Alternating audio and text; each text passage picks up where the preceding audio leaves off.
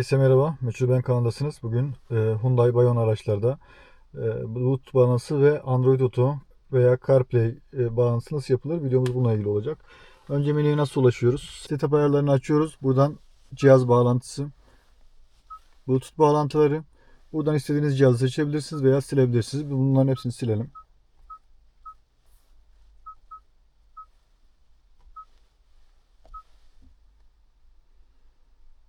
Hepsini sildik. Şimdi telefonunuzu eklemek için yeni ekle diyoruz. Burada hangi özellikleri kullanmak istediğinizi seçiyorsunuz. Eller serbest, yani telefon görüşmeleri vesaire ve müzik yayınları. Bluetooth. Telefonumuzu açıyoruz. Telefonumuzu açtığımız gibi Bluetooth ayarlarından direkt Hyundai motoru gördü ve buradan eşleşme kodu geldi. Uyuşuyorsa onay veriyoruz ve onaylandı. Android Auto'yu kullanmak istiyor musunuz diye size soruyor. Eğer evet derseniz daha sonra Android Auto ile bağlanıyor. Şöyle gösterelim. Evet diyelim.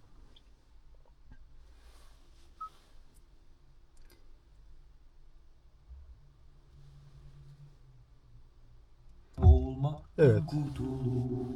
Android Auto olarak bağlandı. Veya farklı bir yöntemle gösterelim. Yine bağlantıyı kopardık. Tekrar ayarlara dönüyoruz. Cihaz bağlantısı.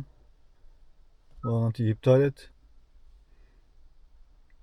Aracınız telefona girdiği zaman otomatik olarak kendisi bağlı değilse bile, Wi-Fi'niz açık değilse bile açıp bağlanıyor. Bilginiz olsun.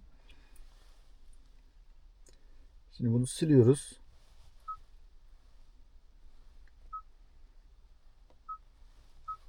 Sildik.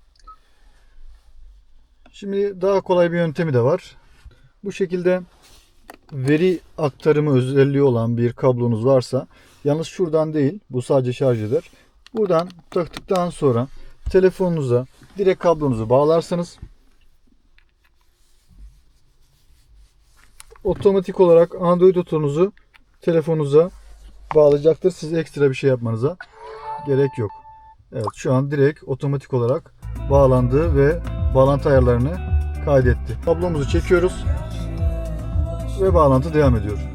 Bir defa bağladıktan sonra artık kabloyu kullanmanıza gerek yok ve bu şekilde bağlantınızı tamamlayabilirsiniz. Hyundai Bayon Bluetooth bağlantısı, Android Auto ve Apple CarPlay bağlantısı bu şekilde yapılıyor. İzlediğiniz için teşekkür ederiz. Abone olmayı unutmayın. İyi günler.